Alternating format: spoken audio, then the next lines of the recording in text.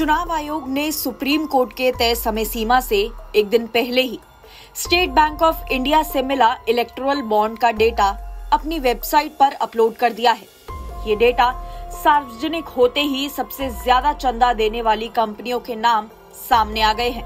किस पार्टी को सबसे ज्यादा और सबसे कम चुनावी चंदा मिला है, ये भी डेटा से खुलासा हुआ है।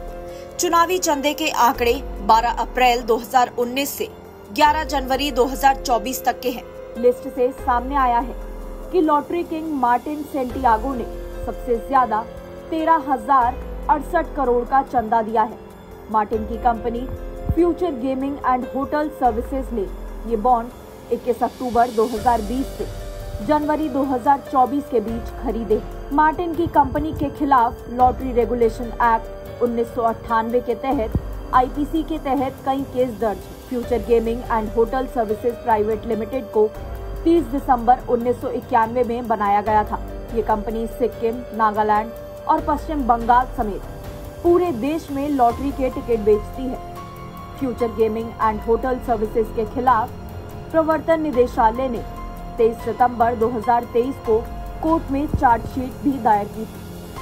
फ्यूचर गेमिंग और होटल सर्विसेज के सेंटियागो मार्टिन की कहानी ऐसी है जिसने म्यांमार के एक मजदूर से लॉटरी किंग बनने तक का सफर तय किया है। शुरुआती जीवन में कठिनाइयों और मुश्किल हालात में बीता, फिर समय का चक्र बदला और मार्टिन की प्रतिष्ठा दिनों दिन बढ़ती चली गई। उन्होंने लॉटरी के जरिए आम लोगों को सपने दिखाए और किस्मत के खेल में बिजनेस को ऊंचाइयों तक पहुंचा दिया। साउथ में ये फर्म मार्टिन कर्नाटक के तहत चलती है, जबकि उत्तर पूर्व में इसे मार्टिन सिक्किम लॉटरी के नाम से जाना जाता है।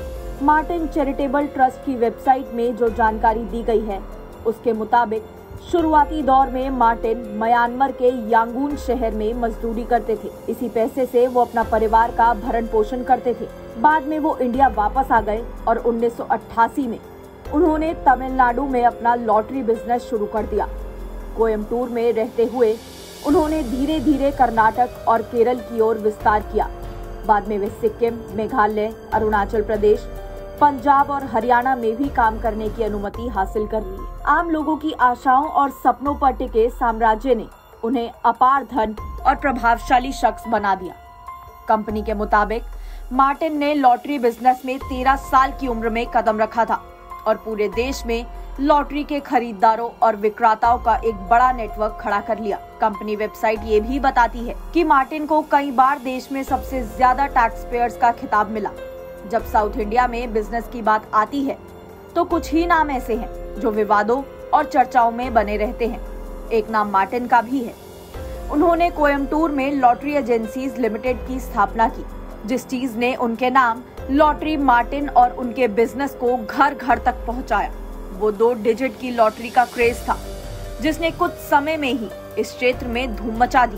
पिछले दशक में मार्टिन का कारोबार लॉटरी से आगे बढ़ गया।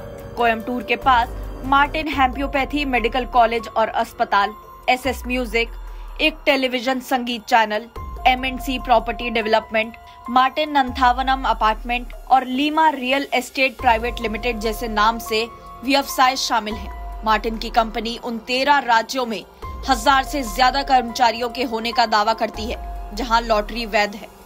इनमें अरुणाचल प्रदेश, असम, गोवा, केरल, मध्य प्रदेश, महाराष्ट्र, मणिपुर, मेघालय, मिजोरम, नागालैंड, पंजाब, सिक्किम और पश्चिम बंगाल, नागालैंड और सिक्किम का नाम शामिल है।